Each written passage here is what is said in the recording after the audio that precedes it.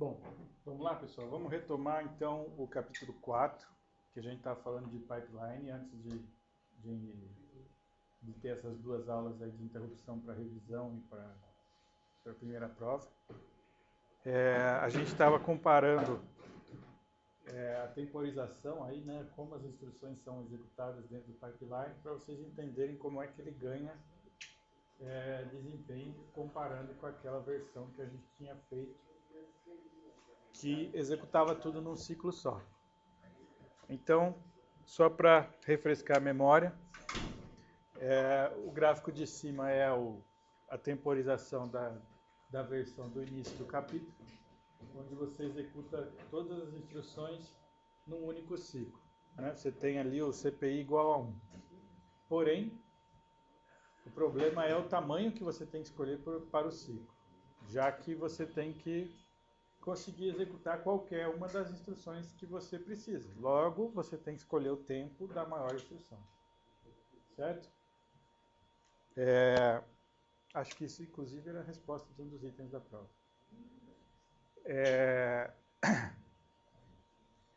Você fica, então, limitado no nosso caso aqui, o exemplo que ele computou o caminho crítico, que no caso era o load, certo? Você tinha que usar mais unidades funcionais.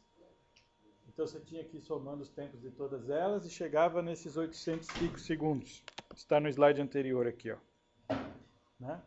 Então o load era o que mais usava unidades funcionais do hardware, então ele é o que acumulava mais atrasos, né? Mais tempo. Bom, então você vê que você tinha instruções que 700 era suficiente, 600 era suficiente, 500 era suficiente e você pagava 800 para todas elas. Muito bem. O pipeline, ele vai fazer diferente. Ele vai dividir a instrução em pedaços, em estágios de execução e vai trabalhar com mais de uma instrução ao mesmo tempo. Como ele vai dividir em estágios, ele não vai trabalhar com ciclo de 800. Ele vai trabalhar com ciclo suficiente para uma daquelas unidades funcionais fazer o trabalho dela. Na verdade, você vai procurar dividir o mais balanceado possível, né? E dados os atrasos que ele colocou aqui, né, que são 100 picosegundos para leitura e escrita de registrador e 200 para o resto, então os estágios vão ser de 200 picosegundos, que é o suficiente para você acessar a memória, por exemplo, ou para você fazer uma conta na LU. Então, dividindo em estágios de 200, e o que quer dizer isso? Ele vai fazer o fetch da primeira instrução, passa ela para o segundo estágio, logo em seguida ele já pode, ao mesmo tempo ele já pode fazer o fetch da segunda instrução. Quando essa passar para o segundo estágio, a outra já vai estar no terceiro, e ele pode colocar a terceira instrução no fetch aqui. E assim por diante. Então ele vai trabalhar com várias instruções ao mesmo tempo. Né? E aí a gente viu que ele reduz o tempo total para executar uma sequência de instruções. Certo? Lembrando que ele não reduz o tempo total de executar uma instrução. Né? A gente já discutiu isso. Ele não ganha por diminuir latência. Ele ganha por aumentar a vazão. Ele ganha por throughput. Certo? Então, depois de apresentar essa ideia, eu chamei a atenção que, na verdade, esse ganho vem se você tiver vazão. Para você ter vazão, você tem que conseguir manter o pipeline cheio. Você tem que colocar a cada novo ciclo uma nova instrução lá. Aí você mantém uma instrução por ciclo saindo na outra ponta. Bom, mas isso nem sempre é uma tarefa fácil, né? E foi isso que a gente começou a discutir na última aula. Por que nem sempre manter o pipeline cheio é uma tarefa fácil? Então, esse throughput você só garante se você não tiver dependências entre as instruções ou algum dos outros tipos de dependências, né, que eles chamam de hazards aqui, que a gente discutiu na última aula. Então, esses hazards são as situações que não deixam você manter o pipeline cheio. Né? São os problemas que impossibilitam que você fique incluindo uma nova instrução por ciclo. Então você tem 3 fontes para esses problemas, que é o hazard estrutural, isto é, falta hardware, falta recurso para você conseguir pôr a nova instrução. Um exemplo que ele dá no livro é, se eu tivesse só uma memória, tanto para dados quanto para instruções. Então eu não conseguiria fazer a leitura da instrução e uma leitura de dados ao mesmo tempo. Então isso seria um hazard estrutural. Isso acontece no nosso pipeline. Eu faço um fetch e faço um estágio main ao mesmo tempo. Porque eu tenho 2 memórias, eu tenho uma em cada estágio. Tá? Então no nosso pipeline do MIT não acontece esse hazard aqui. Mas é possível. Se você tiver um recurso que tem que ser compartilhado, então você não consegue usar ele em estágios diferentes ao mesmo tempo. A gente também já falou do hazard de dados, que seria aquele problema entre as instruções. Então, uma instrução produz o valor que você tem que usar na instrução imediatamente seguinte. Mas aí a instrução, para terminar de produzir o valor, ela tem que atravessar todos os estágios. E a outra está entrando logo atrás. Aí você não consegue usar o valor, então, no momento que você precisa. Você acaba tendo que esperar, né? Você tem que esperar uma instrução anterior completar para você ter o valor que você precisa.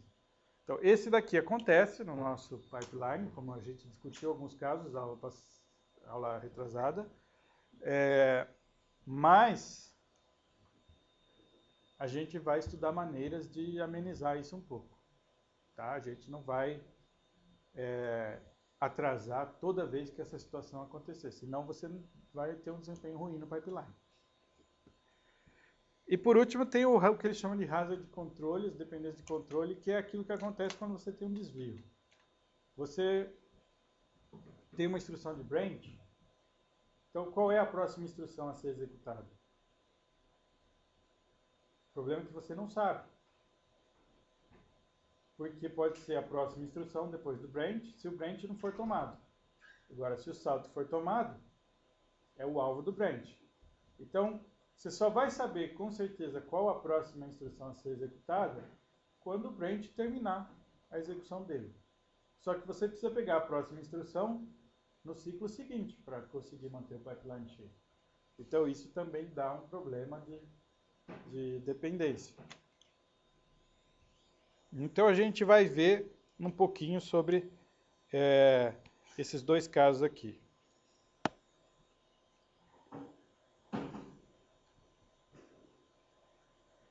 Então, o exemplo que a gente discutiu aula passada foi esse aqui, para hazard de dados, dependência de dados. Né? Então, eu tenho o sub que usa o S0 e o AD está produzindo o S0 na instrução anterior. Logo, se eu for encadear a execução dessas 2 instruções, eu começo o add no estágio IF, né, que é o fetch, vai buscar ele na memória, e ele vai realizar a conta. A soma em si vai ser realizada só no estágio X. Certo? Bom, se a soma em si vai ser só no estágio X, e a escrita do resultado vai ser só no estágio de write back, né, que é o estágio que escreve o resultado no banco de registradores, significa que a minha leitura dos dados para fazer o sub só poderia ocorrer quando o add já estivesse no write back. Então, seria essa situação aqui. Eu só consigo colocar o sub no pipeline, então, 2 ciclos depois que o add entrou. E aí eu gero o que eles chamam de bolha. Eu fico 2 ciclos sem colocar nada, porque o dado que eu preciso não vai estar pronto. E aí eu coloco o sub. E aí ele chega no estágio de ID, que é onde você lê o banco de registradores, no mesmo ciclo em que o add está no write back. E isso funciona porque primeiro ele escreve, depois ele lê. Tá? O banco ele escreve na primeira metade do ciclo e lê na segunda. Então, eu posso fazer essa escrita e essa leitura ao mesmo tempo que vai funcionar. Ao mesmo tempo significa o mesmo ciclo, né? Não vai ser exatamente ao mesmo tempo. Vai ser um na primeira metade e o outro na segunda metade. Exatamente ao mesmo tempo não funciona. Então, como você tem essa característica do banco escrever na primeira metade e ler na segunda, funciona desse jeito aqui. Mas note que isso resolve o problema. O programa vai ficar certo. Do ponto de vista de corretude, isso resolve o problema. O sub vai usar o dado correto. Porém, do ponto de vista de desempenho do pipeline, isso não é nada bom. Você ficou 2 ciclos em que você inseriu bolha aí, isso vai deixar um espaço vazio no pipeline, você não vai manter o seu pipeline cheio, sua vazão vai cair. Se sua vazão cai, o desempenho, né, do pipeline não fica bom. Então, a gente vai ver que existe uma maneira de você diminuir essa perda, né, de você não pagar esse preço aqui de 2 ciclos, 2 bolhas, toda vez que você tiver uma situação como essa. Tá? E o nome que eles dão para isso é forward ou bypass. Tá? E a ideia do forward é o seguinte: eu quero usar o resultado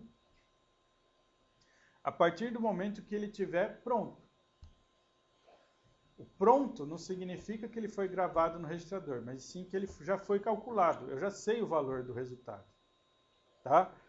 Então, se você pensar no que acontece entre o add e o sub, o add produz o valor ao final do terceiro estágio, que é onde ele faz a conta. Né? Então, aqui é o estágio onde realmente acontece a soma. No estágio main, o add não faz nada. E depois no estágio write-back é que ele vai gravar no banco de registradores. Porém, o valor está pronto, desde o final do estágio EX. Então, o valor que o sub quer só chega no banco no final do write-back. Porém, ele está andando no data path desde o final do estágio EX. Então, o que é o forward? O forward é você poder pegar um valor que já foi pré-computado, mas que ainda não está gravado no banco. Você pega ele antes de gravar do banco. Então, a solução que ele nos dá aqui é o seguinte: é você colocar uma via aqui que possibilite o estágio EX do sub usar um valor que foi produzido pelo estágio EX num ciclo anterior, que era quando estava o add lá. Ao invés de usar o valor que vem do banco de registradores. Porque quando que o sub fez a leitura do banco de registradores? O sub faz a leitura dele aqui, ó, quando ele está no estágio ID. Só que nessa hora, o add ainda está fazendo a conta. Então o sub leu um valor errado. Ele não leu o valor do S0 que ele queria. Porque o valor não está lá no banco ainda. Então como é que eu corrijo isso? Na hora que o sub for fazer a conta, ao invés de eu usar o valor que ele lê, eu uso o valor que foi produzido no estágio EX no ciclo anterior. Certo? Então, a ideia toda é esse sub aqui, que agora está no estágio EX, usa o valor que o add produziu no estágio EX no ciclo anterior. E não o valor que estaria no banco, porque esse valor ainda não está no banco. Esse valor só vai ser gravado no banco quando o add chegar lá no write-back. Certo? Então, ó, ele não precisa mais esperar o add chegar aqui para poder fazer a leitura do banco. Né? Então, se você comparar com o slide anterior, o estágio ID do sub é que foi colocado embaixo do estágio write-back do add. Isso foi o que te deu os 2 ciclos de atraso. Aqui, vejam que eu consegui colocar o sub imediatamente após o add. Não tem nenhum ciclo de atraso. Tá? Então, a solução é: não espere o valor ser armazenado. Tá? Você usa o valor que você tira de algum ponto do data path que você sabe que ele já foi produzido. Lógico que não tem milagre. Isso significa que você vai colocar fios extras no data path. Não vai ficar só aqueles que a gente tinha visto no esboço lá do circuito anteriormente, né? A gente tinha lá o banco de registradores, colocando as saídas dele direto na LU, e você usava os registradores leads para fazer a conta. Agora você vai ter que ter um esquema de entrada na LU diferente. Certo? Vai ser um controle mais complicado de fazer.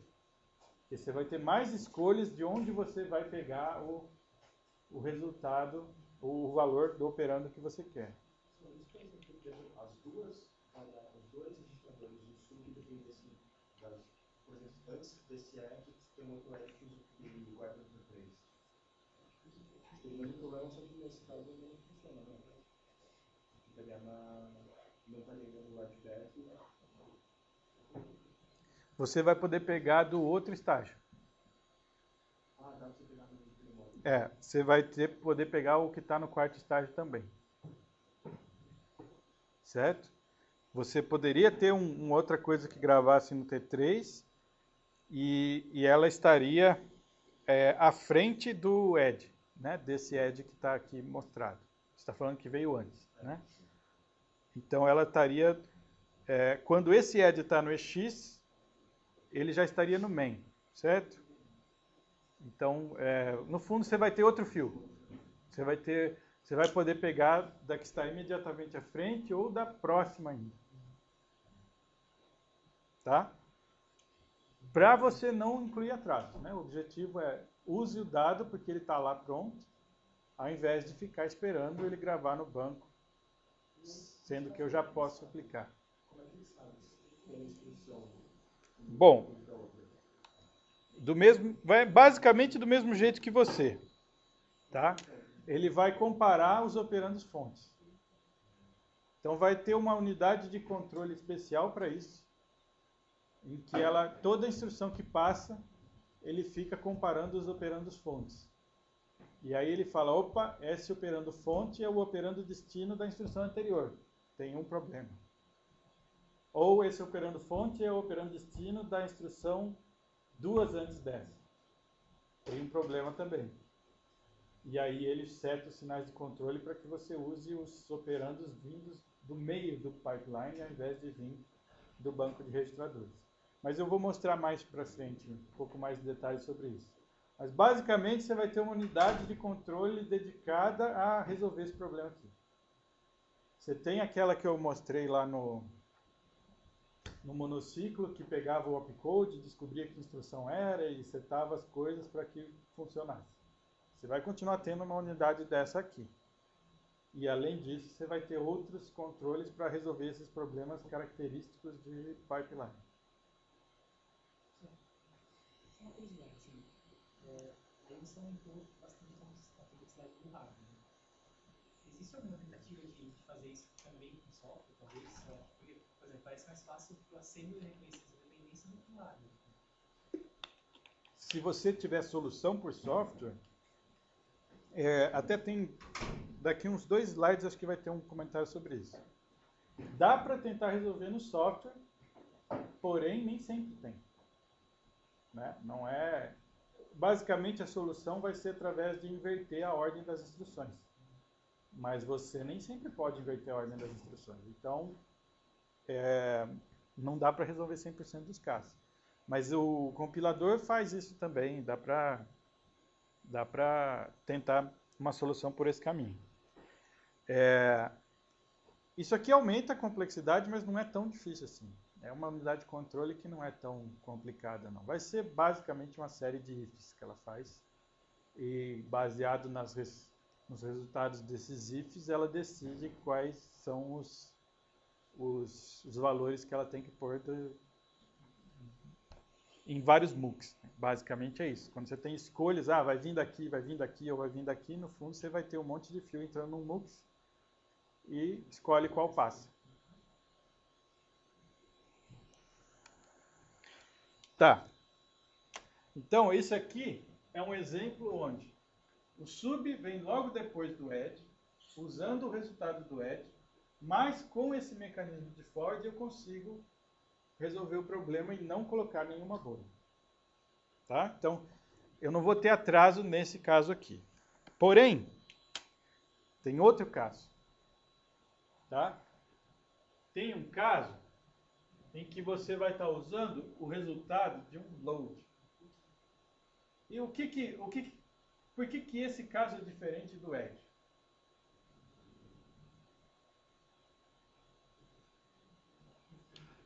Qual é o ponto crucial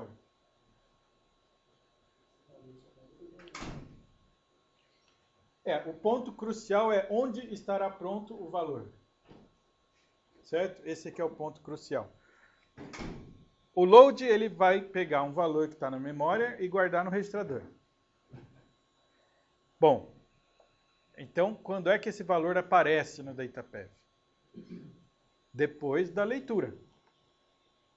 Então, esse valor só aparece no DataPath aqui, ó. Nesse ponto aqui, ó. Então, a diferença é, se você olhar o edge, o valor ficava pronto ao final do estágio EX, terceiro estágio. No load, o valor só fica pronto ao final do quarto estágio. Porque a ação do load é pegar o dado da memória. Isso só acontece no quarto estágio.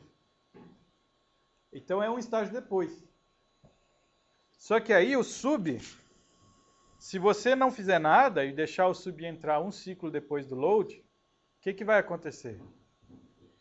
O sub ficaria aqui, ó. IF, ID, EX e main.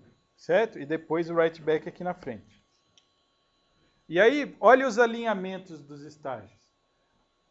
O ID, que é o que lê o banco, estaria alinhado com o EX do load. Bom, está longe do registrador, está certo. Né? Porque não foi lido o valor que eu preciso ainda. Certo? Ele sequer foi lido da memória ainda. Então, com certeza, o valor que o sub leria aqui estaria errado. Aí, como é que a gente fez na solução anterior? A gente falou, tá bom, o valor que eu li aqui está errado. Porém, a hora que eu for usar, eu só vou usar aqui. Certo? É no EX que eu preciso fazer a conta do sub. Então, do edge, eu peguei aqui. Né? Eu vim aqui, falei, eu consigo resolver, ao invés de usando o valor do banco, eu uso o valor que o edge produziu no ciclo anterior. Só que agora? Agora não é aí que está o valor que eu preciso.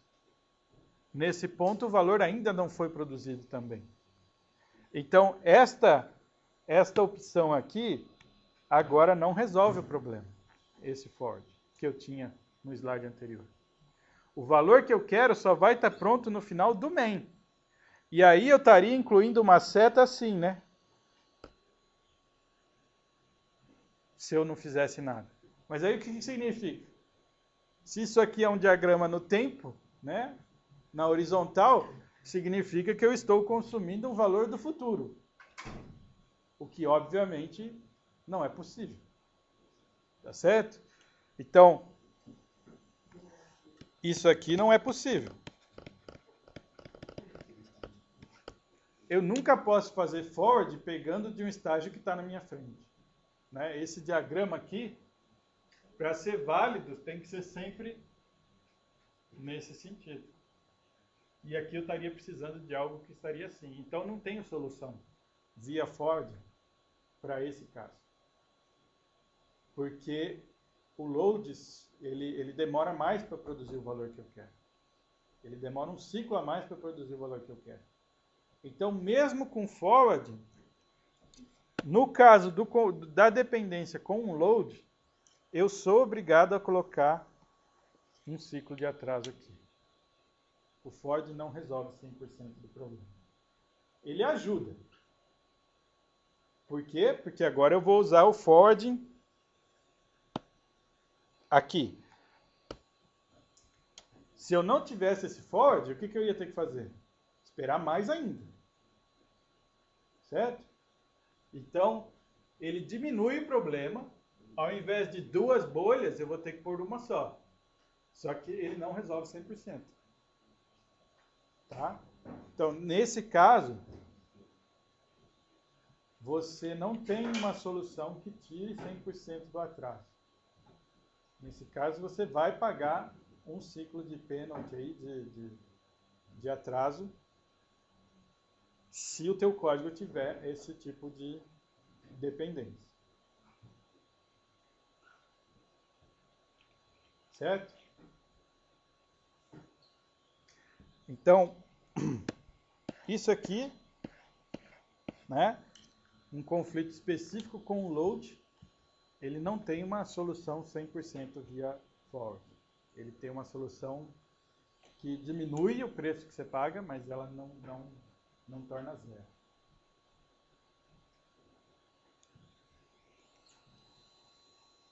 Tudo bem? Alguém não entendeu?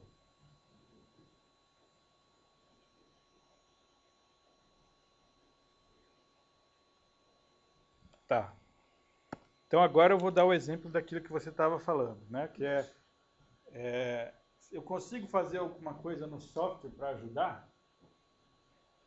Então aqui tem um exemplo de um código, né? Onde ele escreveu um assembly para basicamente duas expressões aqui, considerando que os valores que você precisa estão na memória. Então, o que ele está aí basicamente é carregando o B e o E, computando o A, gravando o resultado do A. Aí carrega o F, computa o C e grava o resultado do C. Então, notem que ele destacou em vermelho aqui as dependências que você tem em relação aos loads. Tá? Então vamos analisar o código da esquerda aqui primeiro. O código aqui da esquerda primeiro. O que eu tenho aqui? Eu tenho um load do T1, né, que vai gravar o dado aí que ele pega, dado pelo registrador endereço que está no T0 e joga no T1. Aí eu tenho um load do T2. E aí eu já tenho um add que usa o T1 e o T2. Certo? Então, pelo slide anterior, a gente vê que, na verdade, eu tenho uma outra dependência aqui, ó, que seria essa daqui. Certo? Só que essa, como tem 2 ciclos de distância, ela cai num caso onde esse forwarding resolve. Certo? Que esse forward não consegue resolver com o load imediatamente um ciclo antes. Mas com 2 ciclos, esse aqui já resolve. Aquele add vai estar exatamente a essa distância que está exemplificada aqui do primeiro load. Certo? Porque aqui no meio tem outro load, né? Onde estaria o bubble aí, nesse código aqui tem outro load. Então essa que eu marquei em verde agora, ela é uma dependência, mas ela é resolvida pelo forward. Então nessa você não paga atraso. Porém aqui ele destacou em vermelho, é exatamente o caso do slide anterior. É um load com dependência na instrução imediatamente seguinte. Então essa não tem jeito, ele vai ter que colocar uma bolha. Depois ele tem de novo uma outra dessa que ele destacou em vermelho no T4. Tem o load do T4 e o add que usa o T4 imediatamente após. Né? E aqui nesse último add, o T1 não é problema, porque ele foi carregado lá em cima, já tem várias instruções antes. Né? Então aqui, esse aqui não precisa nem de forward. Esse aqui, a essa hora o T1 já está lá no registrador gravado bonitinho. Então, o que ele quer que você pense aqui é quanto tempo esse código vai levar para executar. Né? Quantos ciclos esse código vai levar para executar. Então, vamos fazer a conta. Eu tenho um load, um add, desculpa, um load, outro load e um add. Certo? Então, esses 3 entram, um atrás do outro. Aí, o que acontece? Na verdade, entre os 2 loads, certo? Quando for entrar o add, eu já tenho um problema. né? Então, o que vai acontecer é que eu vou ter o load que vai gravar no T1, entrou, certo? Aí ele tem lá o IF, o ID, o EX, o main e o write back, a execução dele inteira. Aí entra o load que vai gravar no T2. E ele vai ter lá IF, ID, EX, main, write back. Porém, se eu jogar o add aqui de cara, não vai funcionar, porque o add usa esse T2, certo? Então aqui, na verdade, vai aparecer uma daquelas bolhas.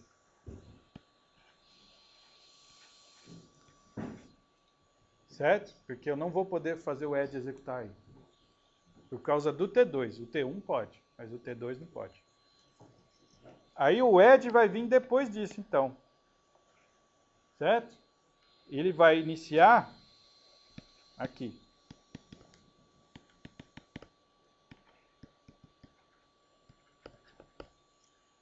Certo? E aí ele vai fazer a conta.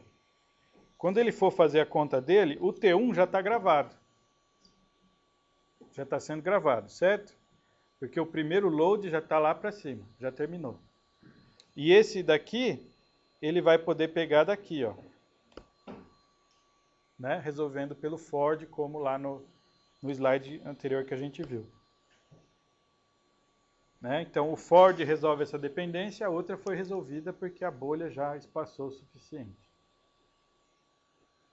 Certo? Porque ele vai estar lendo aqui no ID e aqui já está no write back. Então, isso não é problema. Ele vai pegar o valor certo.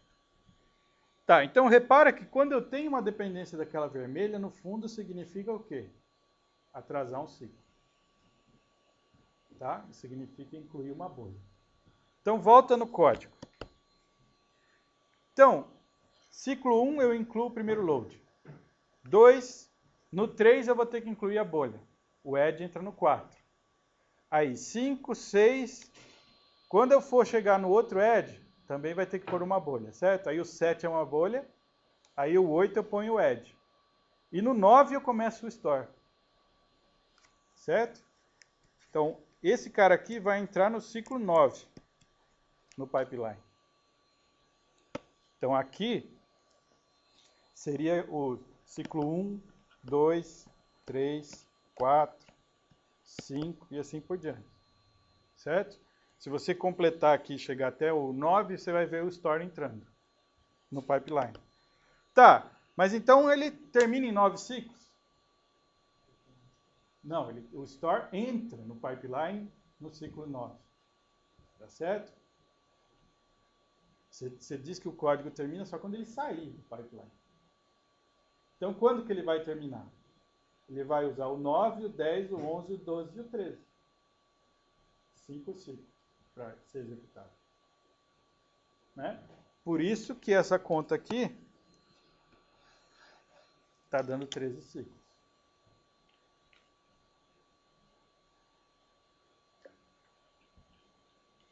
Tudo bem? Todo mundo entendeu por que isso é 13 ciclos? Tá bom. Agora, se você olhar o código da direita, ele foi reordenado. É exatamente o mesmo efeito, né? São as mesmas instruções. Você, obviamente, não pode alterar o resultado do código. É um código equivalente ao que está do lado esquerdo. Só que o escalonamento das instruções, né, isso que ele chama de code scheduling, é a ordenação delas. Esse escalonamento das instruções foi mexido, de maneira que ele conseguiu aumentar a distância entre os loads e os usos daqueles registradores que o load produz. Então, olha as dependências em vermelho que ele escreveu nesse código agora. todas elas têm pelo menos uma instrução no meio, entre o load e o uso, certo? Então, apareceu uma instrução aqui, né? Aqui apareceram, para o T4 apareceram duas, certo? Então, eu não tenho mais aquela situação em que o load produz o valor e a instrução usa imediatamente no ciclo seguinte. Então, esse código aqui não vai me dar esse problema que eu exemplifiquei aqui de inserir a bolha. Por quê? Porque eu vou colocar o primeiro load, vou colocar o segundo load, aí não vem o add. Vem outro load, de um valor totalmente independente, que vai ser usado lá para frente. Bom, mas aí sim vem o add, só que agora então eu estou trocando nessa bolha aqui, ao invés de colocar bolha, eu estou colocando uma instrução de load que estava abaixo do add, estava depois do add. Eu adiantei ela, porque ela não tinha dependência, estou fazendo ela antes do que o código previa, do que o código anterior previa, e por isso eu não preciso colocar uma bolha, eu estou fazendo algo útil, tá certo? Eu estou fazendo uma instrução aqui que meu código realmente precisa, que é essa load aqui. Então, reordenando o código, eu consegui preencher aqueles vazios que eu tinha por bolha, caso eu executasse o código da esquerda. Fazendo isso, o que eu vou fazer? Eu vou fazer sumir as duas bolhas. Se eu sumo as duas bolhas, eu economizo 2 ciclos no final. Por isso que esse cara aqui tem 11 ciclos, enquanto esse aqui tem 13. Tá? Então, você consegue... o que ele quer te mostrar aqui é que você consegue trabalhar com escalonamento de código para evitar as bolhas. Que eles chamando aqui de stalls. Tá? Stall é porque se deixou parado. O código não avançou. Quando você põe uma bolha, você não pôs uma instrução. Seu código não avançou. Por isso que ele chama de stall. Certo? Então, no fundo, você ganhou desempenho. Tá?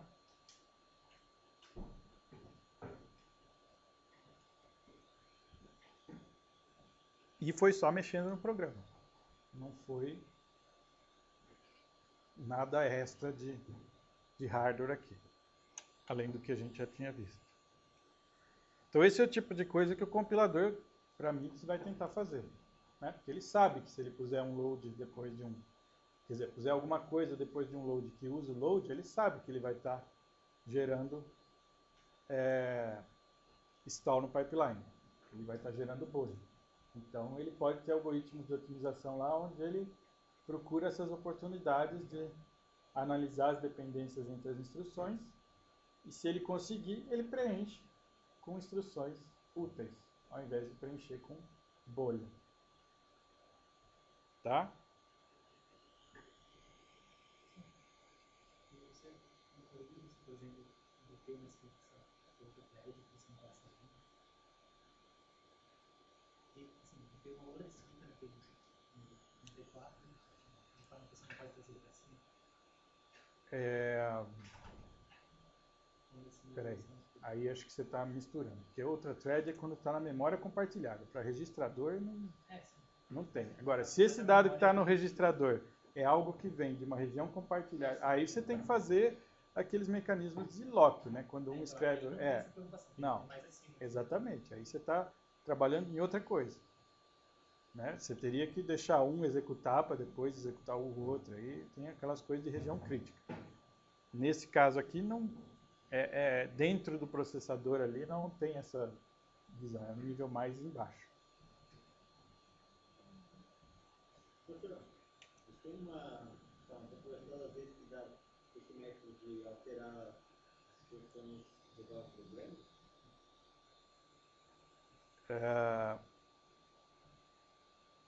Não vai ser perto de 100%. Eu não sei o número de cabeça, mas o seu programa tem dependências naturalmente as instruções, né? O jeito que você escreve os programas vai ter, não vai ser sempre que ele vai conseguir preencher com coisa útil, não. Então, várias das vezes vai ficar com bolha ali. Não tem de cabeça um número para te dar, mas não, com certeza não é perto de 100%. Não. Tem... Mas ele tenta tudo que ele pode, né? Assim, ele faz lá o algoritmo de scheduling dele e já tenta cobrir esse caso. Se for possível, ele põe. Mas não é fácil determinar isso, né? Porque exige uma análise de dependência entre as instruções, etc. Que aqui é um código sequencial, bonitinho, mas se aqui no meio do código você tem um branch, por exemplo, já foi, né? Você não sabe qual é a próxima instrução que vai ser executada. Então, não é trivial de fazer, não.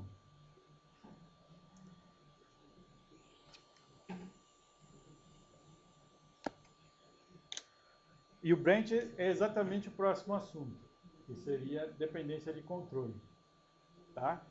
Então, isso aparece porque o branch, o resultado do branch é que vai te determinar qual é o fluxo que você tem que seguir. Certo?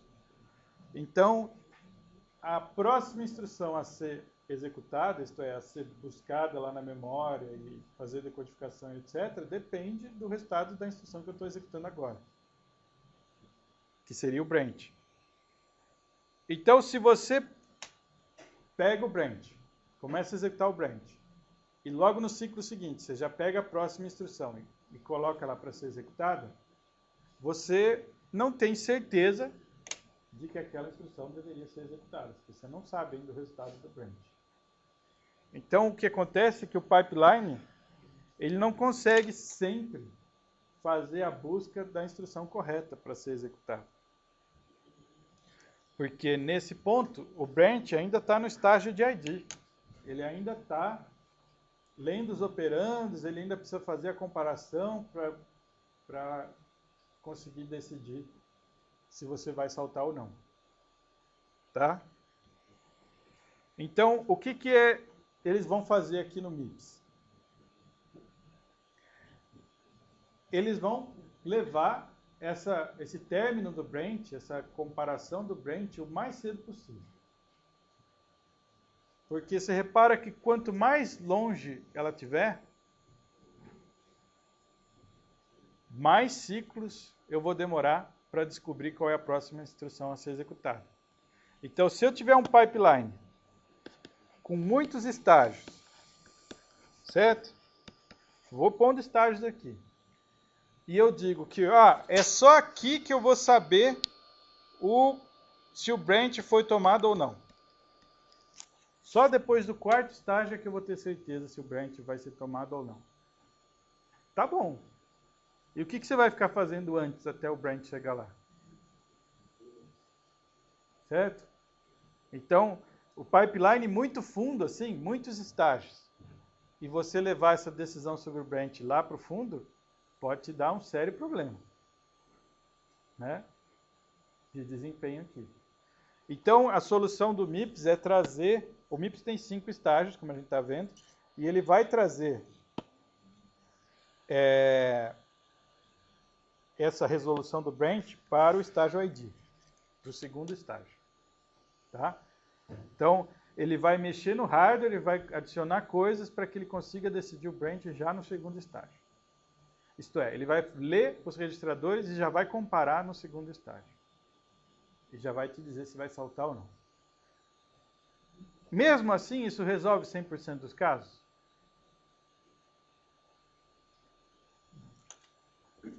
Eu vou ter aqui o branch, né? Eu vou ter o branch aqui. Ele vai estar IF, ID, EX, main, writeback. A próxima instrução entraria quando? Se eu não fizer nada, suponha que depois do branch vem um add no programa, uma coisa assim. Ela entra aqui, certo? Mas nesse ponto o branch ainda está decidindo. Né? É no ID que ele faz o trabalho dele para dizer se você vai ou não saltar. Então, você não, ainda aqui você não vai ter certeza que esse add tem que entrar aqui nesse momento. Certo? Mas isso já é melhor do que se ele tivesse decidindo lá no quarto, quinto estágio, porque aí seria um monte de ciclos sem você ter certeza do que está fazendo.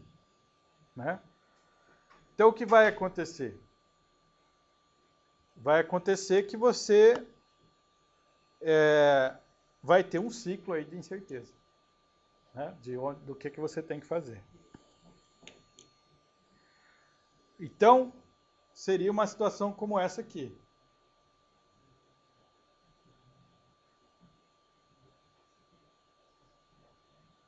Eu tenho branch, vou ter que inserir uma bolha para poder colocar o próximo instruction fetch depois. Tá certo? Então, eu tenho que saber o outcome ali, né? O resultado do teste, do desvio, para saber qual é a instrução que eu vou pôr aqui, depois do branch. Ela pode ser a próxima instrução no programa, se o desvio não for tomado, isto é, o PC mais 4, ou aquele endereço-alvo do branch, caso a comparação seja verdadeira.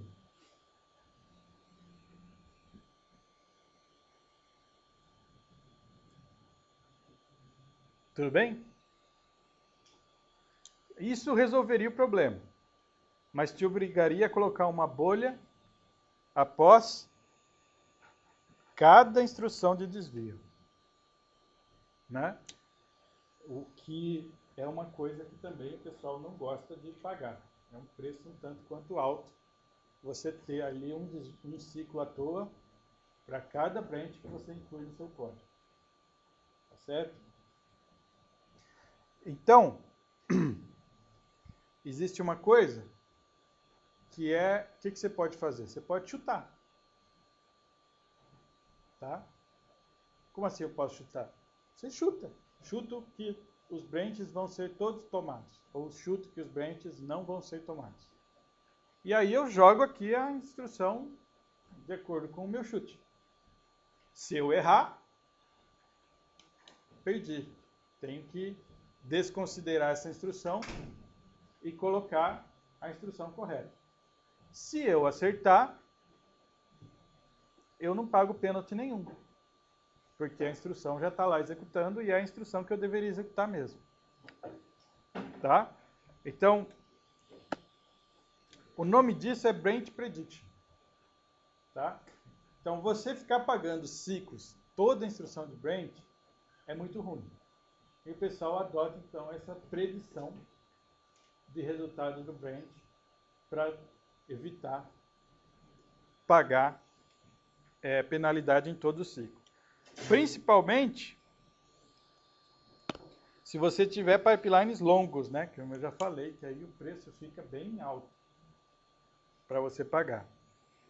Então, você vai ter vários ciclos aí após cada um dos branches, isso fica inaceitável em termos de desempenho. Então, o que eles investem? Eles investem em técnicas para predizer o resultado do branch. Isto é, vai ser tomado, não vai ser tomado. Se você acertar, não paga penalidade nenhuma, porque você pôs a instrução correta para ser executada. Agora, se você errar, aí sim você vai pagar o preço do stall, porque você vai ter que, basicamente, eliminar aquela instrução e botar outra no lugar. Então, aquilo que você começou a fazer é inútil. Você começou a fazer adiantado é inútil. Bom, então no MIPS, o que ele pode fazer? Uma solução bem simples é: diga que os branches são sempre não tomados. Isto é, assumo que a próxima instrução a ser executada é sempre a instrução seguinte. Certo? Sempre o PC mais 4, que é uma coisa que já está computada ali, certo? Já está pronta para eu usar.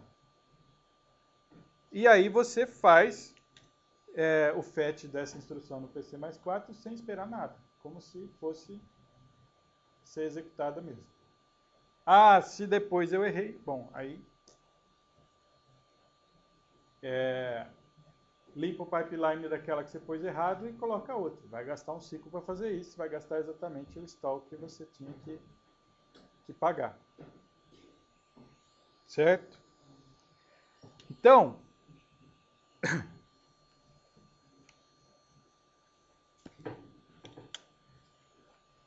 aqui tem duas situações, né? Se você tiver o MIPS chutando que ele sempre não é tomado, então, em cima, você pôs o add, aí você põe o branch, a instrução seguinte é o load. E você já pôs ela, sem saber o resultado do branch. Beleza. Quando chega lá no final do segundo estágio, você vê que o branch não foi tomado, você já pôs o load, ele já fez o instruction fetch do load, ótimo, tudo segue normal. E você não paga nenhum atraso. Né? Então, se você acertou, você não tem bolhas aqui. Agora, suponha que o alvo do branch é um OR e você foi tomado o desvio. Você errou a previsão. Bom, tudo bem. Aquele load que eu pus não faz sentido. Então eu apago ele, né? Basicamente você vai setar todos os sinais de controle dele para não fazer mais nada de escrita. Ele vira uma coisa nula dentro do pipeline. E aí você no próximo ciclo coloca a instrução correta, que é o OR, porque o desvio foi tomado. Bom, aí você pagou o preço da bolha, não teve jeito. Mas você não pagou em todos os desvios, certo? Alguns você vai acertar. Então, a graça, né? A coisa fica interessante em você bolar estratégias de branch prediction onde você vai acertar a maioria. Tá? Essa que ele sugeriu aqui agora no início é super simples. Assumo sempre que ele não vai ser tomado, ponho sempre a próxima instrução e vejo o que dá.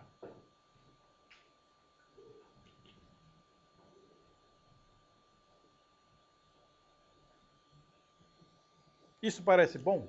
Você vai acertar muitas vezes ou vai... O que você acha?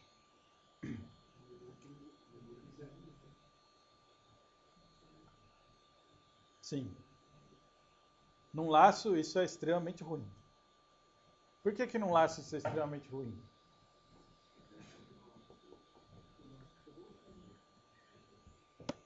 O que é um laço? Um laço não é um código... Suponha aqui, você tem várias instruções, certo? Você tem um label aqui no início. Você tem várias instruções e tem um back no final aqui que testa se você sai ou não do laço. Basicamente é isso, certo? O laço, teoricamente, você escreveu o laço porque ele vai ser repetido no programa. Então, várias vezes, o que vai acontecer? Você vai fazer isso aqui. Isso significa tomar o desvio, certo? E aí, só quando terminar o laço é que você vai fazer isso aqui. Que seria o não tomado. Então, sim, aquela estratégia ali, se você tiver num laço, não é muito boa. Seu laço executa 1 milhão de vezes. Você vai pagar 1 milhão de bolhas e vai acertar só uma.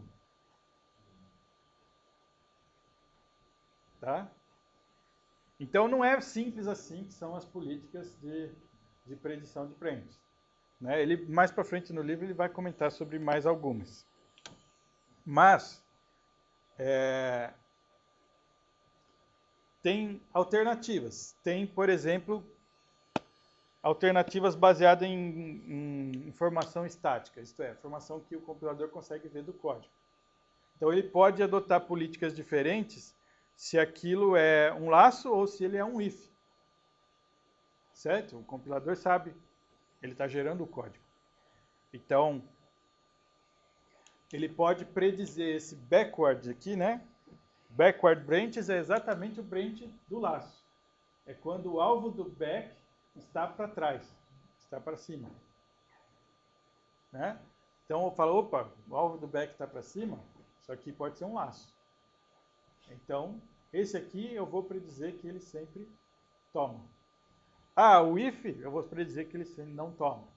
Alguma coisa assim. Ele pode tentar usar esse tipo de informação para calibrar o preditor. Tem que ter hardware para isso. Tá? Ele vai ter como anotar bits na instrução, alguma coisa assim. Tem que ter alguma coisa para avisar o hardware disso. O mecanismo varia aí de arquitetura para arquitetura, mas com certeza tem que ter algo que sinalize que ele possa brincar com isso. Só um segundo. Isso pode ser dinâmico também, tá? Dinâmico é o hardware ali ficar monitorando as instruções de branch. E ele usar isso para predizer os próximos desvios. Então ele pode monitorar que o back que está no endereço xxx, ele foi tomado 90% das vezes e ele tem uma tabela que ele anota e fala, esse branch é tomado. Certo? Isso existe nos processadores. Então ele baseia a predição dele no comportamento do programa, executando naquela hora. Tá? Então, se ele erra, ele é o mesmo processo, paga o stall e corrige. Mas com essa monitoração ele tenta elevar aí a taxa de acerto dele o máximo possível. Alguém ia fazer uma pergunta? Pode também. Outra coisa que o compilador pode fazer é o seguinte. No caso do MIPS. Você tem um branch, certo? E aí você vai pagar um desvio embaixo, você vai pagar uma bolha, um ciclo embaixo, porque você não sabe o que for ali. Tá? Então, uma coisa que o compilador do MIPS pode fazer é o seguinte. Ele tem isso aqui, um código que ele tem que executar. Né? Aí, a hora que o código chega no branch, ele não sabe o que vai para frente. Então, ele pode pegar uma instrução que está antes do branch, que ele tem certeza que ele tem que executar, certo? Então, ele poderia trocar esse add com esse back, se as dependências deixarem. O add é uma instrução que vem antes do back no programa. Só que ele preenche aquele slot que ele não sabe o que fazer com algo que ele tem certeza que ele tem que fazer.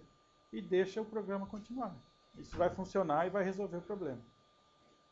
Então, o compilador do MIPS pode fazer isso também. Isso se chama preencher esse slot que tem no escalonamento, aí eles chamam de delay slot. Você preenche o delay slot do branch ou o delay slot do load. Né? É a solução igual que eu apresentei para o load. Reescalona a instrução para no lugar onde você pôr uma bolha, você pôr alguma coisa que você tem certeza que vai executar. Só que aqui ele traz de trás para frente, né? Porque ele tem que pegar algo que ele com certeza executaria antes do desvio e colocar depois. Lógico, tem que conferir todas as dependências de uso dos registradores para ver se faz diferença a ordem que ele está fazendo aqui. No caso desses dois, aparentemente pode, certo? Porque o branch está usando o registrador 1 e 2 e o add está executando soma usando 5 e 6, gravando no 4. Então, não teria problema. Então, sim, pode usar o compilador também para ajudar a resolver problemas relacionados a desvio. Certo? Agora, isso que eu estou falando agora, aqui, né, principalmente esse cara aqui, é o hardware que faz. Ele tem dentro dele uma unidade de branch prediction que fica monitorando a execução do pipeline e fica tomando essas atitudes. Ele tem lá uma tabelinha, todos os endereços onde tem branch anotado, e pode escolher alternativas diferentes por branch, inclusive, dependendo de quão complicado é o teu hardware de predição de desvio. Né? Então, ele sugeriu uma coisa bem simples. Faz sempre isso. Né? Mas a coisa pode ser bem mais complexa nos processadores de verdade aí. Nesse ponto.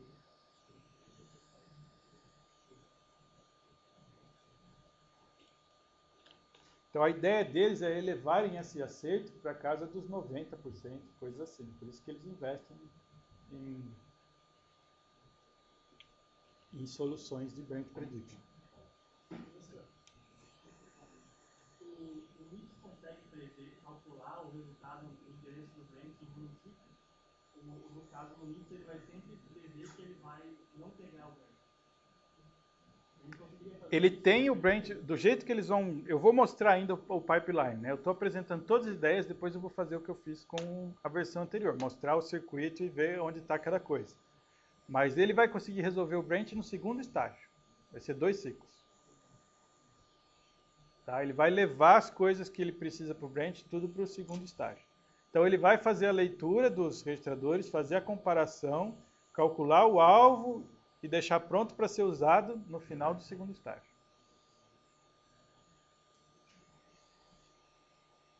Se você tiver com a terceira edição do livro, eu acho que ele mostra uma solução intermediária primeiro. Ele mostra uma solução onde o branch está lá para o quarto estágio, alguma coisa assim. E daí ele comenta desse problema e fala, ó, é muito ruim, vou ficar pagando 3 ciclos de pênalti por desvio e tal. E aí ele comenta depois, ele mostra, ó, e se eu trouxer isso para cá, isso para cá, isso para cá, isso para cá, eu consigo resolver no segundo estágio. Então, nessa edição ele já falou de cara que vai ser no segundo estágio. Na terceira edição eu acho que ele mostra um passo intermediário antes. O que eu pensei é que ele não podia, eu não sei quão difícil seria fazer isso no hardware, mas ter 2 instruction sets em paralelo, e aí ele leria, por exemplo, a próxima instrução e a instrução do salto, e depois, dependendo do resultado do break, decidir para qual que vai. Nesse caso não dá para fazer isso, porque eu não tenho paralelismo. Mas se você tiver uma máquina com dual issue, three issue, não sei o que, você pode. Né? Então existe especulação, isso é o nome. Eu não sei que lado do if eu vou tomar, faz os dois. Entendeu? A hora que eu souber, eu jogo um fora. Se eu tiver hardware para isso, eu posso fazer. No nosso caso, não tem, mas você tem máquinas que podem fazer 4 issue. Issue é você disparar a instrução. Pode disparar 4 ao mesmo tempo, 3, 2, 8, depende do processador que você está falando. Então, se você tiver nesse caso, dá para tentar uma coisa desse tipo. Aí o nome disso é especulação. Né? Você atira para todo lado, não estou preocupado com energia, né? Porque no fundo você vai estar fazendo várias coisas que você não precisa. Né? Então isso está gastando energia, mas se você está preocupado com desempenho unicamente, você pode ganhar.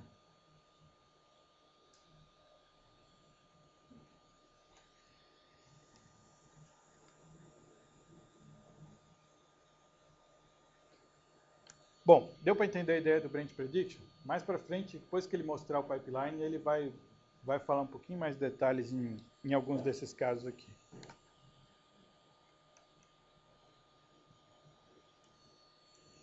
Tudo bem? Então tá. Pá. Oi. Se você prever que o branch não vai ser feito, você pega a instrução de baixo dele e coloca no pipeline. Se você prever que ele vai ser feito, você coloca uma bolha ou consegue usar? Não, ele salta. Ele sabe o endereço-alvo e já vai embora. É. Você nunca põe bolha. E aí, se errar, você tem que instalar um terceiro de novo. Se você errou, você apaga. Aí é a mesma coisa que ter posto uma bolha, né? Porque você vai apagar aquilo que você pôs, vai ficar inútil. A próxima ciclo você põe a instrução certa. Então fica como se tivesse a bolha lá. Bom, tem um slide aqui resumindo o que a gente falou desde que eu comecei a falar de pipeline. Que é, quais são as coisas importantes que ele está destacando? Primeiro, pipeline não melhora desempenho por causa de latência. Ele melhora desempenho por causa de throughput. Certo? Então a ideia é, eu tenho que conseguir executar várias instruções ao mesmo tempo. Se eu não consigo deixar ele cheio, eu não consigo deixar ele trabalhando com várias instruções ao mesmo tempo, eu não vou ter o ganho de desempenho. Agora, a latência de cada instrução não muda. Isso não é fácil de fazer por causa dessas dependências. Certo?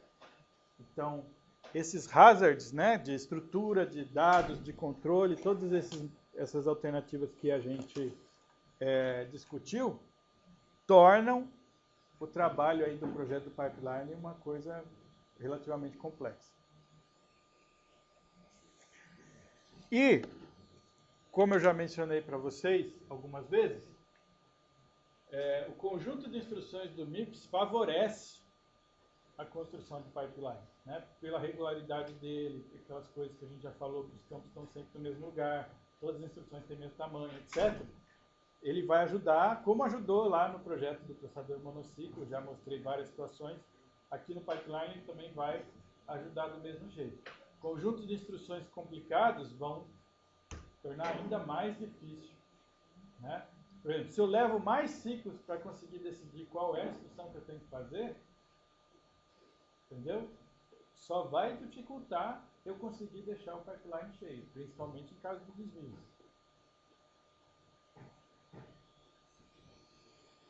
Tudo bem?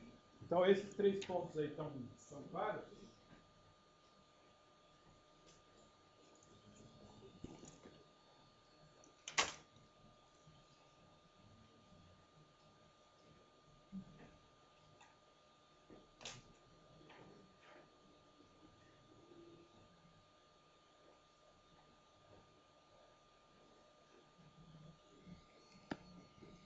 Então aqui ele pega aquele esboço do hardware que a gente fez para o monociclo e começa a divisão nas etapas de execução de cada instrução.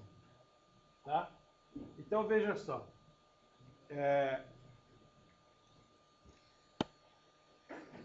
Instruction fetch. Então aqui nesse pedaço está tudo relacionado a você buscar a instrução na memória. Então tem aqui a memória de instruções e tem aqui o PC com o hardware que computa PC mais 4.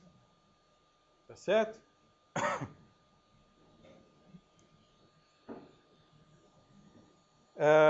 Segundo estágio.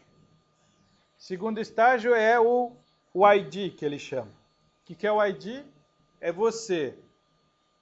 Aqui ele não desenhou a unidade de controle, tá certo? Mas é onde está acontecendo a decodificação da instrução, isto é, você descobrir que instrução é, e você tem o banco de registradores, lendo os operandos, e ele também colocou aqui aquele cara que estende o sinal lá e torna o imediato de 16 bits para 32 bits.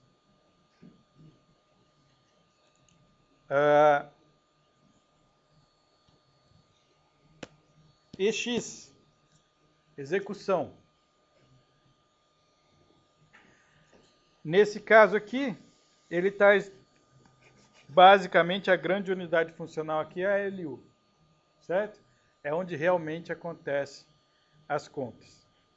Nesse esquema aqui, ele também tem o somador aqui com o shifter que faz o cálculo do endereço do branch. Então, ó, aqui ainda não está no segundo estágio, está no terceiro, certo?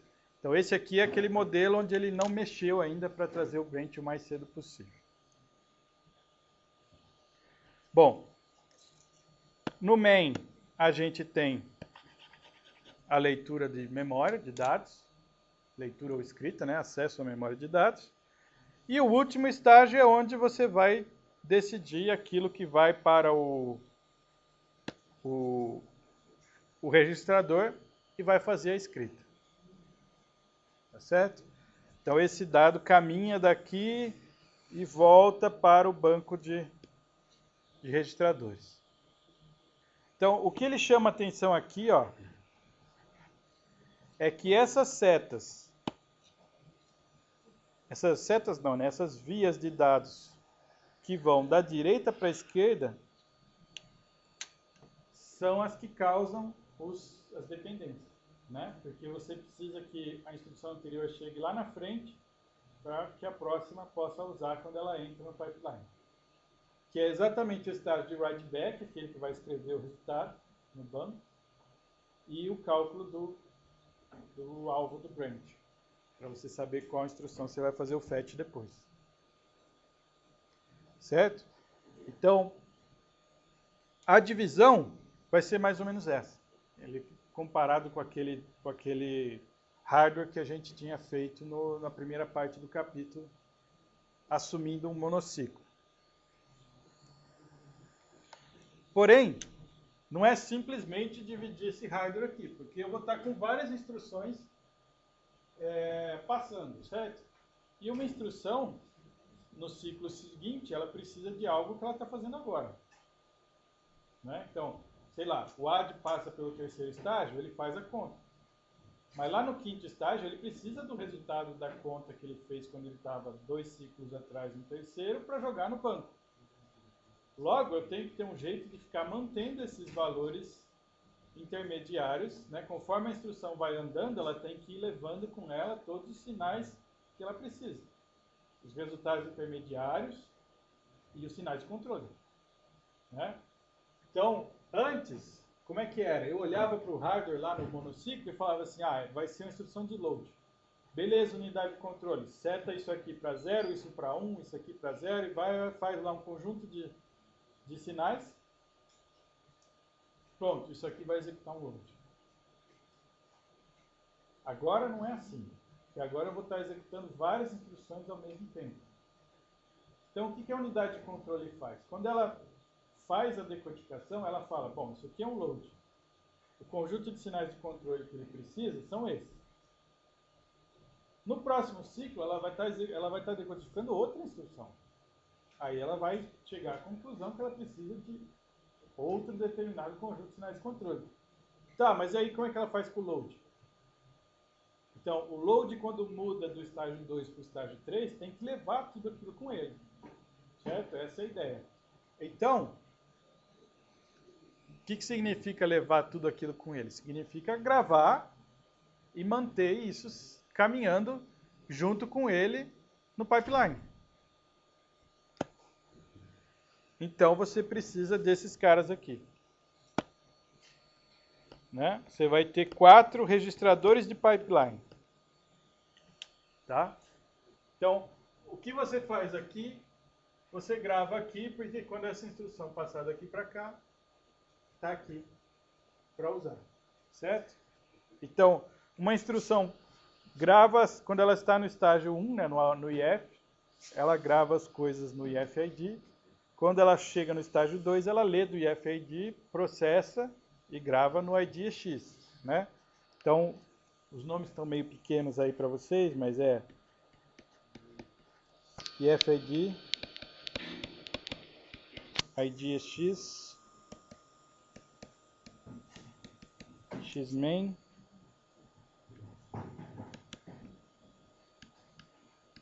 e main writeback. Né? E os estágios, então, são IF, ID, EX, main, writeback. Certo? Então eu tenho que ter um registrador entre cada estágio consecutivo para que eu guarde o que eu estou produzindo ali, para que a instrução use no ciclo seguinte. E isso tem que ser propagado. Conforme a instrução está andando no pipeline, ela vai levando tudo que ela precisa para ser executada.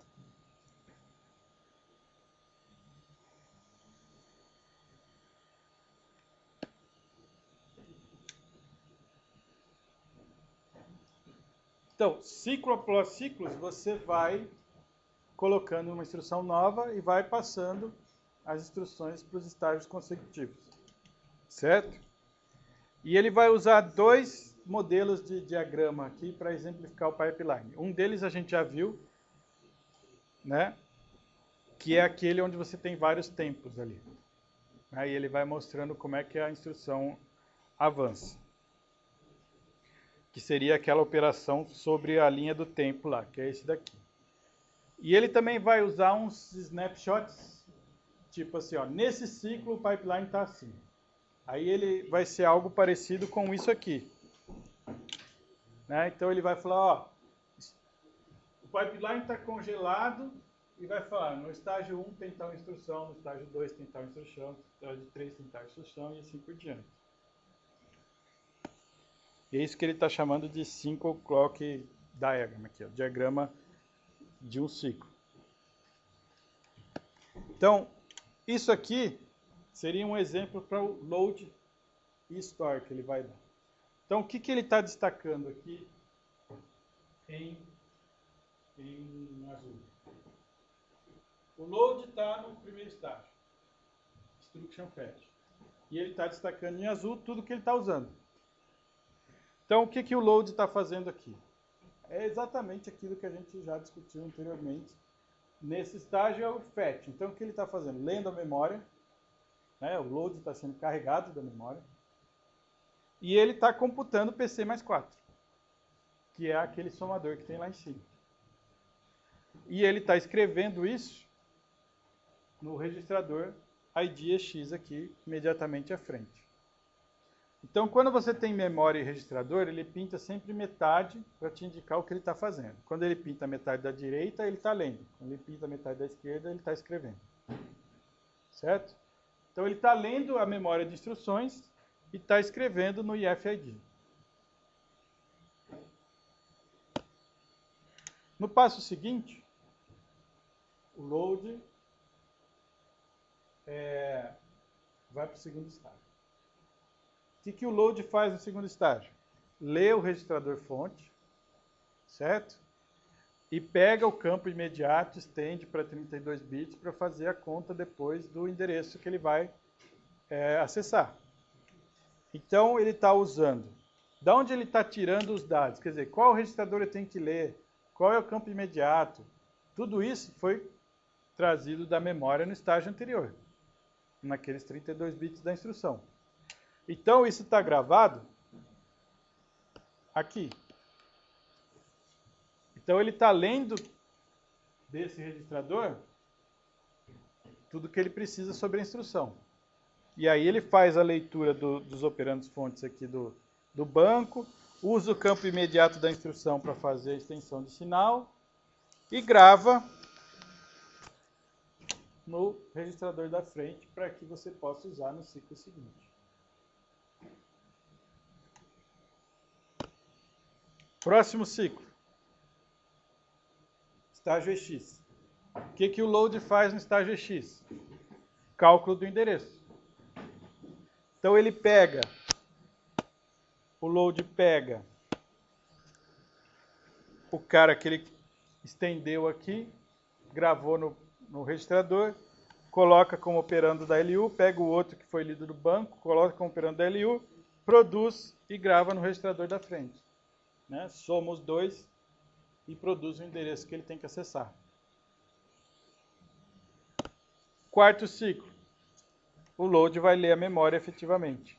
Então ele pega o endereço que foi computado no ciclo anterior, faz a leitura da memória e escreve o dado lido, deixa o dado lido aqui para ser escrito no registrador de main write back.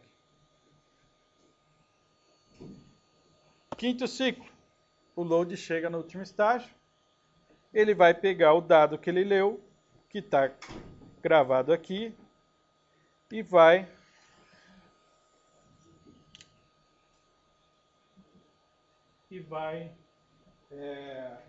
jogar no banco de registrador. E aqui aparece um probleminha. Porque agora ele está pegando um dado que está aqui no quinto ciclo, aqui no quinto estágio, mas ele tem que jogar na unidade que está aqui atrás no segundo estágio. Essa unidade aqui, ela está recebendo o número de registradores que ela tem que usar desse registrador de pipeline IFID. Né? Ela está pegando daqui os registradores que ela tem que usar. Mas agora eu estou mandando um dado que é do load, que está lá na frente, para ser escrito. Então, não é daqui que ela tem que pegar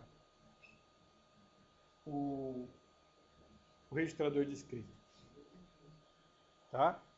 Então, aqui a gente vai precisar fazer uma alteração. Nessa parte que ele destacou aqui, que com esse destaque em vermelho, não dá para ser simplesmente o hardware que a gente tinha antes, porque a gente vai ter que fazer uma decisão aí de onde está vindo o dado que vai ser escrito no banco. Senão, não vai funcionar o load.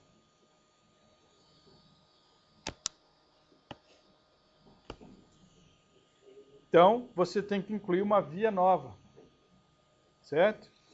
O load tem que carregar o registrador de destino dele junto com ele, para chegar no 5º estágio, ele ter aqui o registrador de destino e ele fornecer para o banco o registrador de destino. Então, não é só o dado que ele produziu, né, que ele leu, é também onde. Por quê? Porque aqui, tudo bem, eu estou executando um load, ele chegou aqui, ele tem que gravar. Mas, aqui vai ter outra instrução. Aqui vai ter outra instrução. Aqui vai ter outra instrução. Certo? Então, se eu usar os dados que estão aqui no IFID, eu vou estar usando os dados do ED. Por isso que eu preciso usar esse caminho que eu pintei em amarelo para trazer os dados do load para ele escrever no banco de registradores. Na verdade, o ED que está aqui não está usando o banco para escrita. No 2º estágio, o ED usa o banco para leitura. Certo? Então, a porta de escrita, o número que vai ser escrito tem que vir lá do 5º estágio, que é esse o estágio de write back agora.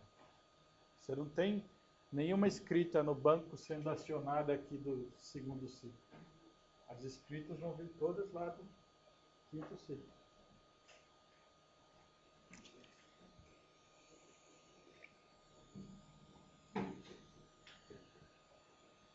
Tudo bem? Então, é um hardware similar àquele que a gente viu do monociclo, que foi dividido. Para que você consiga fazer essa divisão, você tem que acrescentar esses registradores de pipeline. Note que esse registrador de pipeline aqui, né, por exemplo, esse IFID, ele não é um registrador típico lá de 32 bits. Né? Tanto que ele representa grande assim, porque ele é um registrador grande. Você pode levar várias coisas aí. Né? Ele leva tudo que a instrução precisa para ser executada lá para frente. Então, por exemplo, tentar estimar o número de bits que tem nesse cara aqui. Né? A gente ainda não olhou o controle. Não sei quantos bits de controle vão ser gravados ali. Mas olhando essas vias aqui, você consegue ver quantos dados tem que ser gravados ali. Tá? É todas as setas que ele está tirando desse registrador. Então, está chegando, ele está usando aqui o PC mais 4, isso são 32 bits. Ele está usando os dois caras que foram lidos no ciclo anterior do banco de registradores. Isso são 32 bits cada um. Ele também está usando o campo imediato que foi estendido para 32 bits no ciclo anterior. Então isso aqui são mais 32 bits. Então, só isso que eu anotei aqui agora já são 4 coisas de 32 bits que tem que estar gravado ali. Certo? Então esse registrador é grande. Tá? E ele muda, eles têm tamanhos diferentes entre eles. Conforme vai chegando perto do final, a tendência é ele diminuir, porque você tem mais coisas para ir levando, certo? Quando ele não precisa mais de uma coisa no estágio seguinte, ele não repassa. Então, no 2º estágio, ele tem que escrever todos os sinais de controle para a execução dos estágios da frente. No 4º estágio, ele só precisa escrever os sinais de controle do 5º estágio. Os outros não vão ser mais usados. Então, isso já vai diminuindo o tamanho.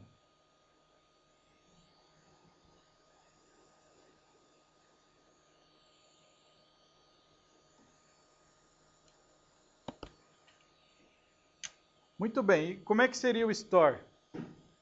Bom, o store, os dois primeiros é tudo igual ao load, certo? Na verdade, o terceiro também é igual ao load. Que o store no terceiro calcula o endereço. Assim como o load, ele pega um registrador e soma com o que vem do imediato. Usando a LU aqui, ele produz esse endereço que vai ser usado para ser lido na memória no ciclo seguinte. Desculpa, escrito na memória, né? É store. Então agora, ó, o store está fazendo a escrita na memória. Repare que agora ele pintou o lado esquerdo da memória. No load ele tinha pintado o lado direito. Muito bem. O store pega o endereço, então, que está gravado aqui no registrador de pipeline e usa isso para escrever. Qual dado ele vai escrever? É o dado que foi lido do banco lá no segundo ciclo. Tá? Esse dado tem que caminhar pelo registrador de pipeline também. Ele vai entrar aqui, ó. Ele vai seguir essa linha aqui e vai ser só passado para o registrador de pipeline da frente para ele ser usado lá no quarto ciclo. Tá? E o que o store faz no quinto estágio?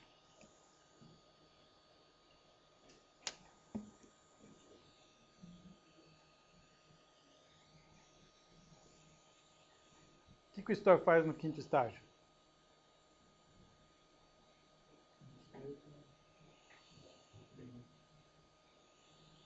Esse aqui é o quarto estágio, certo? Eu estou no main aqui, que é o estágio de memória. O quinto estágio é o de write back. O que ele vai fazer no quinto estágio? O store no estágio de write back não faz nada, tá certo? O store não escreve em registrador. Ele lê do registrador e escreve na memória. A escrita na memória é no quarto estágio. No quinto estágio ele não faz nada. Mas ele passa pelo quinto estágio. Ninguém sai do pipeline no meio. Pipeline, a instrução sempre entra no primeiro e sai no último. Você não quebra a sequência. Você sempre vai pondo uma atrás da outra. Tá certo? Então, ele passa aqui. Ele gasta um ciclo aqui. Mas ele não faz nada.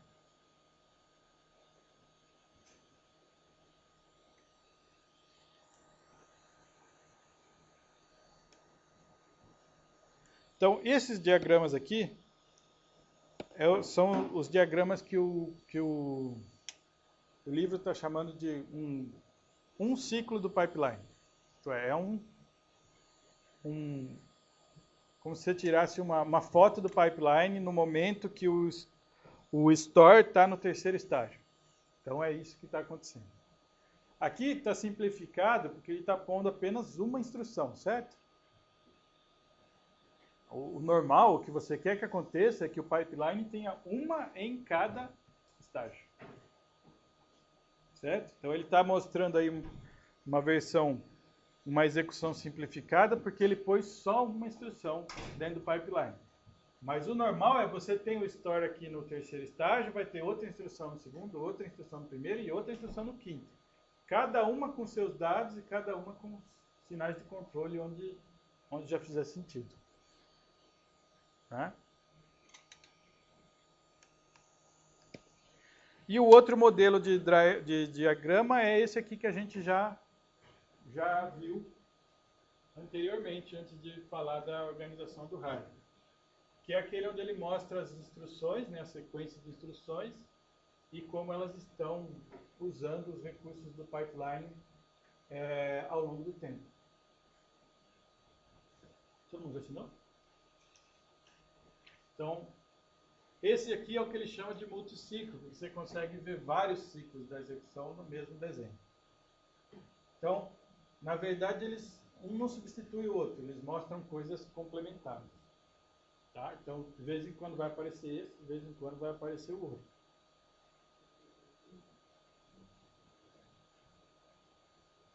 Certo? Esse aqui a gente já tinha mostrado alguns exemplos. E aqui também vale aquele esquema que ele destaca em azul aqui, né? É aquele que está sendo usado em cada momento. Certo? E também vale o esquema de que pintou a metade direita é leitura, pintou a metade esquerda é escrita. Né? Para você saber o que a instrução está fazendo naquele momento. Então, você tem isso...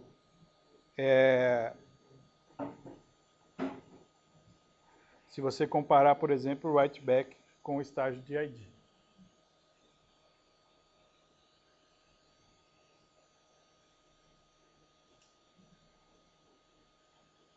Certo?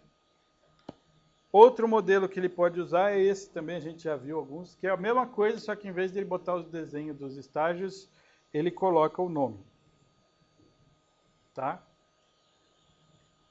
Esse aqui te dá um pouquinho mais de informação, porque ele te lembra qual é a principal unidade envolvida e o que ela está fazendo em cada estágio.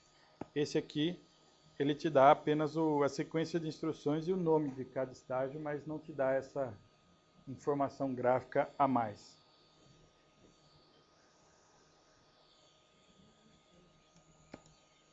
E esse aqui, então, é o estado do pipeline em um dado ciclo, que é o que ele chama de um diagrama monociclo.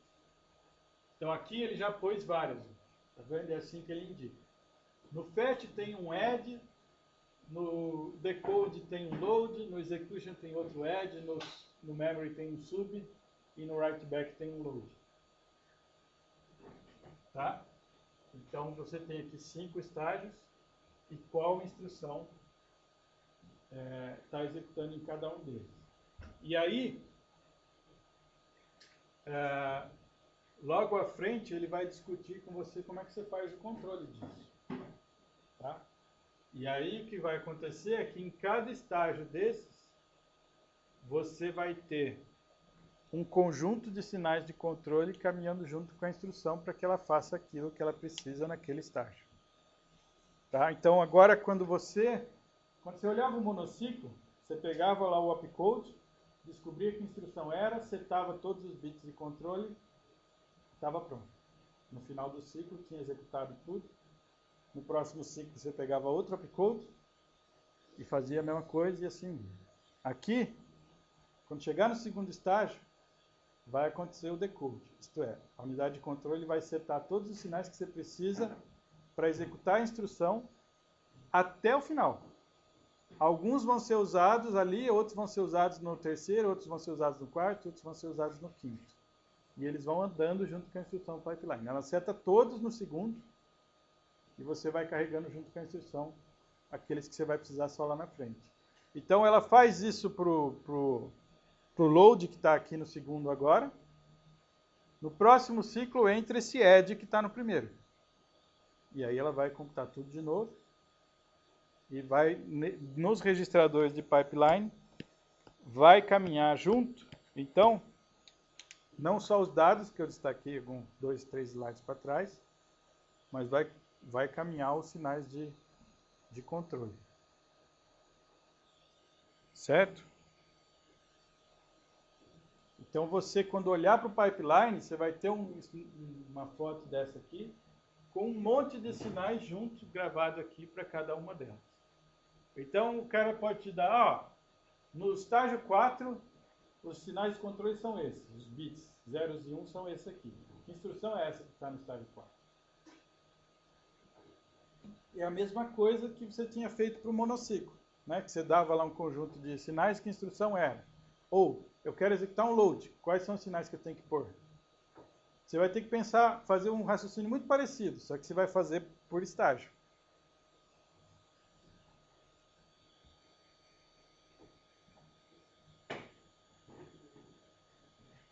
Tudo bem?